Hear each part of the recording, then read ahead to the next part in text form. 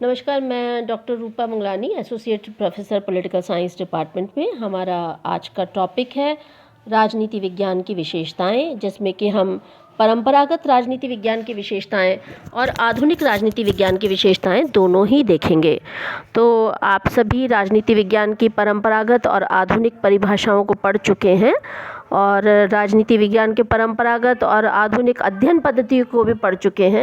तो आज हम दोनों दृष्टिकोणों की विशेषताओं को देखेंगे। तो आइए देखते हैं पहले परंपरागत राजनीति विज्ञान की विशेषताएं क्या हैं। तो परंपरागत राजनीति विज्ञान द्वितीय विश्व युद्ध से पहले आया था, हम सभी जानते हैं। और परंपरागत राजनीति विज्ञान कल्पना और दर्शन पर आधारित है। वह अपने प्रतिपादक राजनीतिक दार्शनिक और चिंतकों के व्यक्तित्वों और दृष्टिकोणों से प्रभावित रहा, जिसकी मुख्य विशेषताएं इस प्रकार हैं। परंपरागत राजनीति विज्ञान कल्पनात्मक और आदर्शी है। अगर इस विशेषता की व्याख्या हम करें तो परंपरागत राजनीति विज्ञान में राजनीतिक व्यवस्थाओं के बारे में कल्पना मस्तिष्क में कर ली जाती है और उस कल्पना को रचनात्मक रूप दिया जाता है।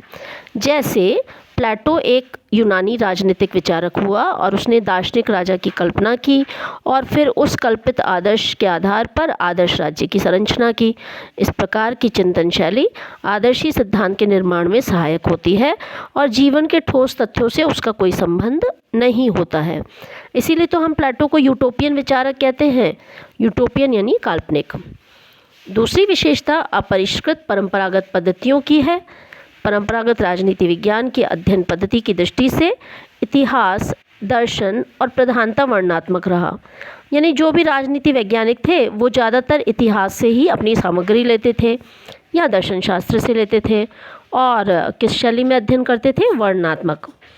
Doctor SP. वर्मा के अनुसार परंपरागत राजनीति विज्ञान के विकास की 4 अवस्थाएं हैं: ऐतिहासिक, विश्लेषणात्मक, आदर्शात्मक, उपदेशात्मक तथा वर्णनात्मक। तो राजनीति विज्ञान लंबे समय तक इतिहास की 4 दीवारी में ही फला फूला और ऐतिहासिक संकल्पनाओं के इर्द गिर्द ही अपनी अध्ययन सामग्री को संजोता रहा। राज्य, कानून, प्रभुसत्ता, अधिकार, न्याय सभी अवधारणाओं की रचनाओं के विवेचन तक ही राजनीति विज्ञान सीमित था। तीसरी विशेषता नैतिकता और राजनीतिक मूल्यों पर विशेष बल है। हम सभी जानते हैं कि परंपरागत राजनीति विज्ञान उपदेशात्मक है।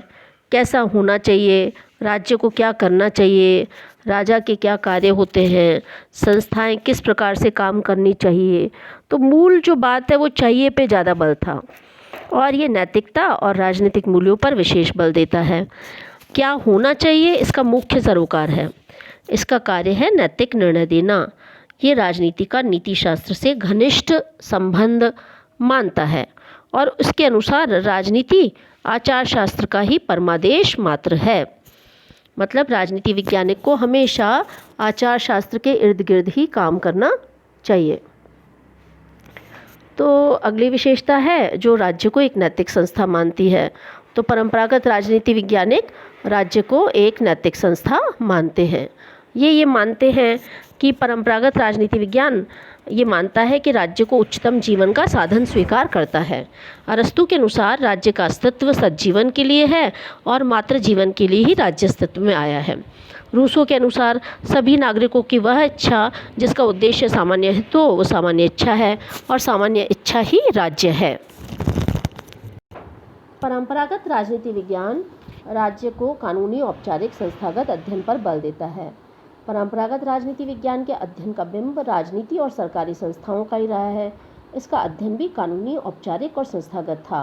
जहाँ लिखित संविधान थे वहाँ संविधान में, और जहाँ लिखित संविधान नहीं थे वहाँ कानूनों के द्वारा शासन व्यवस्था का रूप रखा गया है। और इसीलिए डायसी, मुनरो, ऑग और जिंक इन सब ने अध्ययन में केवल औपचारिक संस्थागत व्यवस्थाओं के विवेचन तक ही खुद को सीमित रखा है। तो ये बात आपको समझनी होगी कि परंपरागत राजनीति विज्ञान की विशेषताएं क्या थी। इस पे परीक्षा में सवाल भी पूछा जाता है। तो आप परंपरागत राजनीति विज्ञान की अगर कोई 2 विशेषताएं बोलें तो आप बता सकते हैं कि वो कल्पनात्मक और आदर्शवादी था, मूल्यों पर विशेष बल दिया जाता था, राज्य को एक नैतिक संस्था मानता था। अब हम आधुनिक राजनीति विज्ञान की विशेषताओं को देखते हैं। हम सभी जानते हैं कि द्वितीय विश्व युद्ध के बाद जो राजनीति विज्ञान अस्तित्व में आया वो आधुनिक राजनीति विज्ञान था। आधुनिक राजनीति विज्ञान की पद्धतियाँ अलग थी। आधुनिक राजनीति विज्ञान जो है वो Charles E Merriam, Kirkpatrick, Lord Bryce, Catlin, Lasswell, इन सब विद्वानों ने आधुनिक राजनीति विज्ञान की को स्वरूप दिया है। तो आधुनिक राजनीति विज्ञान की विशेषताओं को देखें तो पहली विशेषता वैज्ञानिकता है। देखिए, आधुनिक राजनीति शास्त्री अपने अध्ययन को अधिक वैज्ञानिक बनाना चाहते थे। वे ये चाहते थे कि राजनीतिक घटनाओं और तथ्यों को वैज्ञानिकता की कसौटी पर कसकर उसकी जांच की जाए। हमें ये समझना होगा कि वे ये चाहते थे कि प्राकृतिक विज्ञान व अन्य समाज विज्ञानों से भिन्न उसको तो यूज़ कर लो, उसकी नई नई तकनीक ले लो और उससे राजनीति विज्ञान में उसका प्रयोग किया जाए। व्यवहारवादियों ने शोधकर्ता को अपनी शोध पद्धतियों के संबंध में सतर्क और आलोचनात्मक बने रहने की दृष्टि से उन्होंने नई नई तकनीकें अपनाई। आधुनिक राजनीति विज्ञान की ये मान्यता थी कि राजनीति विज्ञान में भी का वैज्ञानिक अध्ययन किया जा सकता है, राजनीति विज्ञान में भी सिद्धांत निर्माण संभव है। और इसीलिए वो क्या करते थे, बहुचर विश्लेषण, प्रतिदर्श सर्वेक्षण, गणितीय प्रतिरूप, इन सभी परिष्कृत उपकरणों का सुझाव दे देते थे। मान लीजिए अगर कहीं चुनाव होने हैं तो आधुनिक राजनीति विज्ञान ये मानता था कि वह मतदान व्यवहार के निर्धारक तत्वों की जानकारी के आधार पर ये बता सकता है कि किस प्रत्याशी की विजय होगी। वो ये भी बता सकता है कि प्रत्याशी की जीत का मुख्य कारण क्या है। तो आधुनिक राजनीति वैज्ञानिक मुख्यतः वैज्ञानिक तथ्यों पर ज़्यादा बल देते हैं और ये मानते हैं कि राजनीति विज्ञान में भी वैज्ञानिक अध्ययन संभव है और राजनीति विज्ञान में भी सिद्धांत निर्माण किया जा सकता है। तो ये आधुनिक राजनीति विज्ञान की मुख्य विशेषता है। दूसरी विशेषता है मूल्य मुक्त अध्ययन पर बल। तो हम सब जानते हैं कि परंपरागत राजनीति वैज्ञानिक तो मूल्यों पर ज़्यादा बल देते हैं और आधुनिक राजनीति वैज्ञानिक ये मानते हैं कि मूल्य मुक्त अध्ययन संभव है। वो कहते हैं कि मूल्यों का राजनीति विज्ञान में कोई स्थान नहीं है। तो वो ये कहते हैं नैतिकता, न्याय, स्वतंत्रता, इसका कोई स्थान राजनीति विज्ञान में नहीं है। राजनीति विज्ञान में तो 2+2 4 की तरह अध्ययन किया जा सकता है। घटनाओं और तथ्यों के आधार पर उसका विश्लेषण किया जाना चाहिए। तीसरी विशेषता है अंतःअनुशासनात्मक अध्ययनों पर बल। आधुनिक राजनीति विज्ञान की प्रवृत्ति अंतःअनुशासनात्मक अध्ययनों पर जोर देती है। आधुनिक विद्वानों ने समाज विज्ञान, मनोविज्ञान, अर्थशास्त्र आदि विषयों से बहुत कुछ लिया है। इसका परिणाम यह हुआ कि राजनीति विज्ञान ऐसा बहुत कुछ बन चुका है जो कि राजनीति समाजशास्त्र और राजनीति मनोविज्ञान जैसा प्रतीत होता है। अगली विशेषता है कि पूरी तरह से नई राजनीतिक शब्दावली का विकास किया है। आधुनिक राजनीति वैज्ञानिक पूर्णतः नई शब्दावली एवं अवधारणात्मकों का प्रयोग करते हैं। अब राजनीति विज्ञान का अध्ययन कौन कौन सा है? राजनीतिक विकास, राजनीतिक आधुनिकीकरण, राजनीतिक संस्कृति, राजनीतिक समाजीकरण, ऐसी नई अवधारणाओं के परिप्रेक्ष्य में ही वो अध्ययन करते हैं और इन अवधारणाओं के स्पष्ट और निश्चित अर्थ होते हैं। अगली विशेषता है शोध और सिद्धांत में घनिष्ठ संबंध। वैज्ञानिक पद्धति के प्रयोग के द्वारा आधुनिक राजनीति शास्त्री सामान्यीकरण, व्याख्या व सिद्धांतों के निर्माण में लगे रहते हैं। अब सिद्धांत निर्माण कठोर शोध प्रक्रियाओं पर आधारित है। शोध के सिद्धांत अब एक दूसरे के बिना निरर्थक माने जाते हैं। सिद्धांत की प्रक्रिया अब शोधोन्मुखी है। आधुनिक राजनीतिक वैज्ञानिकों का एकमात्र उद्देश्य राजनीति के सैद्धांतिक प्रतिमानों को विकसित करना है। इसी आधार पर वे राजनीतिक तथ्यों एवं घटनाओं के संबंध में खोज करते हैं और उसका विश्लेषण करते हैं। आधुनिक राजनीति वैज्ञानिक यथार्थवादी, व्यवहारपरक अध्ययनों पर बल देते हैं। आधुनिक राजनीति वैज्ञानिक यथार्थवादी इस तरह से है कि वो कहते हैं जो यथार्थ समस्या है उसका ही राजनीति विज्ञान अध्ययन करें। एक विचारक हुए हैं, उसका नाम है लॉर्ड ब्राइस। उन्होंने एक किताब लिखी थी, उसका नाम था अमेरिकन कॉमनवेल्थ। और उसमें वो क्या बोलते हैं, वो कहते हैं अमेरिका की संस्थाओं और उसकी जनता को बिल्कुल वैसा ही चित्रित किया जाए जैसे कि वे हैं। इसी भावना को उन्होंने 1924 में प्रकाशित अपनी पुस्तक मॉडर्न डेमोक्रेसीज में लिखा है। देखिए, ये मॉडर्न डेमोक्रेसीज का ये कथन अक्सर परीक्षा में पूछा जाता है, क्योंकि मॉडर्न डेमोक्रेसी जो किताब लिखी उसमें उन्होंने लिखा है सबसे अधिक आवश्यक है तथ्य तथ्य तथ्य। The major essentiality is fact fact fact, ये वो कहते हैं। तो मॉडर्न डेमोक्रेसीज में वो इसे व्यक्त करते हैं। तो ये परीक्षा में सवाल आता है, बताइए जी किसने कहा है कि सबसे आवश्यक है तथ्य तथ्य तथ्य? तो उसका उत्तर होना चाहिए लॉर्ड ब्राइस। और उन्होंने किसमें कहा है? 1924 में लिखी अपनी किताब।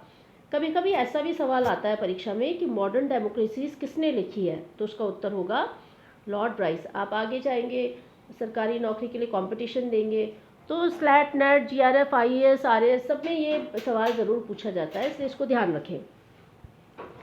अब राजनीति विज्ञान के विद्वानों ने इस बात की खोज प्रारंभ की है कि संविधान का स्वरूप चाहे जो भी हो, समाज में शक्ति का वास्तविक स्रोत और केंद्र कहाँ स्थित है उसका ध्यान रखना चाहिए। शासक वर्ग अपनी शक्तियों का प्रयोग कैसे करता है, शासित वर्ग का राजनीतिक व्यवहार कैसा है, और कानूनी और संस्थागत स्वरूप का पहले अध्ययन किया जाता था, लेकिन आधुनिक राजनीति विज्ञान में राजनीतिक प्रक्रियाओं को समझने के अध्ययन पर ज़्यादा बल दिया जाता है। अब तो मुख्य जो वो एरिया है, स्टडी एरिया क्या है, पॉलिटिकल प्रोसेस क्या है, पॉलिटिकल ट्रेंड्स क्या है। इसीलिए आधुनिक राजनीति विज्ञान में राजनीतिक दल, दबाव गुट, मतदान व्यवहार, इसी से संबंधित व्यापक अध्ययन किए जाते हैं। राजनीतिक संस्थाओं के अध्ययन की अपेक्षा अब व्यक्तियों के राजनीतिक व्यवहार के विश्लेषण पर ज़्यादा बल दिया जाता है। तो इस प्रकार हमने देखा कि परंपरागत और आधुनिक राजनीति विज्ञान दोनों की विशेषताओं को हमने देखा। तो राजनीति विज्ञान की दोनों की विशेषताएं जो है उसके दृष्टिकोणों में मुख्य अंतर मौजूद है। परंपरागत राजनीति विज्ञान की विशेषताएं कल्पना और दर्शन पर आधारित है और उस विषय को बनाती हैं। पुरातन राजनीति शास्त्री जो है वो अनुसंधान और विश्लेषण की मुख्य विधियों पर ज़्यादा बल नहीं देते, और वो विधियां हैं भी अगर तो ऐतिहासिक और वर्णनात्मक ज़्यादा हैं, जबकि आधुनिक राजनीति विज्ञान अनुभवात्मक, वैज्ञानिक, तार्किकता पर ज़्यादा बल देता है। तो राजनीति विज्ञान की परंपरागत और आधुनिक परिभाषाओं में अंतर के साथ साथ विषय क्षेत्र में अंतर और अध्ययन पद्धतियों में अंतर, और सबसे बड़ी बात परंपरागत राजनीति विज्ञान की विशेषताएं और आधुनिक राजनीति विज्ञान की विशेषताएं आपसे पूछी जाती हैं परीक्षा में, तो आप इसकी तैयारी कीजिए। बहुत ही अहम टॉपिक है। और इसी के साथ आज आपका सिलेबस का जो पहला टॉपिक है वो कंप्लीट हुआ फर्स्ट ईयर का, जिसमें हमने ये देखा कि राजनीति विज्ञान की परिभाषा क्या है परंपरागत के अनुसार, आधुनिक के अनुसार, अध्ययन पद्धतियाँ क्या है परंपरागत दृष्टिकोण के अनुसार और आधुनिक दृष्टिकोण के अनुसार, क्षेत्र क्या है परंपरागत के अनुसार और आधुनिक दृष्टिकोण के अनुसार, दोनों में अंतर क्या है वो भी देखा, और परंपरागत की विशेषताएं देखी और आधुनिक दृष्टिकोण की विशेषताएं देखी। तो ये आपके सिलेबस का बहुत इम्पॉर्टेंट टॉपिक है, इसे आप तैयार कीजिए, और इसमें छोटे और बड़े क्वेश्चन दोनों बनते हैं। आधुनिक दृष्टिकोण की प्रकृति वैज्ञानिक है, जिसमें मानव के राजनीतिक व्यवहार और राजनीति के यथार्थवादी वास्तविक अध्ययन और वैज्ञानिक पद्धति और तकनीकों का प्रयोग किया जाता है, ये हम समझ चुके हैं। और राजनीति विज्ञान की परंपरागत और आधुनिक पद्धतियों को हम देख चुके हैं। हम चार्ल्स ई मेरियम, डेविड ईस्टन, है ना, लॉर्ड ब्राइस, इन सारे विद्वानों को देख चुके हैं कि किस तरह से जो है परंपरागत। निष्कर्ष ये है कि द्वितीय विश्व युद्ध के बाद जिस व्यवहारवादी आंदोलन का उदय हुआ उसने परंपरागत राजनीति विज्ञान की कमियों को बताया, और बताया कि राजनीति विज्ञान को नवीन तथ्य, नवीन अध्ययन सामग्री और नवीन पद्धतियों की आवश्यकता है। लेकिन मैं आपको बताना चाहती हूँ कि 1960 के बाद ये स्पष्ट होने लगा था कि व्यवहारवादी राजनीति विज्ञान की भी अपनी कमियां हैं, और राजनीति विज्ञान आज क्लासिकल युग परंपरागत जो राजनीति विज्ञान है उसके दर्शन की प्रणालियों को लेते हुए और आधुनिक राजनीति विज्ञान की वैज्ञानिकता को लेते हुए समन्वित रूप से जो है उसको शामिल किया हुआ है। हम जानते हैं कि लियो स्ट्रॉस, माइकल ऑक्सशॉट, अल्फ्रेड कोबिन, वोगलिन, हन्ना ऑरेंट, ये आज के राजनीति वैज्ञानिक हैं, और उन्होंने जो है परंपरागत और आधुनिक दोनों का समन्वित प्रयोग किया है, और वर्तमान समय में परंपरागत और आधुनिक दृष्टिकोण के बीच उचित समन्वय स्थापित किया जाए, इस पर ज़्यादा बल दिया जाता है। एक विचारक है, उसका नाम है पिनॉक और स्मिथ, वो लिखते हैं कि क्या है और क्या होना चाहिए, इन दोनों के बीच यथासंभव समन्वय कैसे किया जाए, इसी को हम जो है, इसी दृष्टि को हम राजनीति विज्ञान कह सकते हैं। तो यथार्थ और आदर्श के बीच के समन्वय के मार्ग को अपनाया गया है, और इसी को राजनीति विज्ञान कहा जाता है। तो आप इस टॉपिक की प्रिपरेशन कीजिए और अपना और अपने परिवार के स्वास्थ्य का ध्यान रखिए। शुभकामनाएं।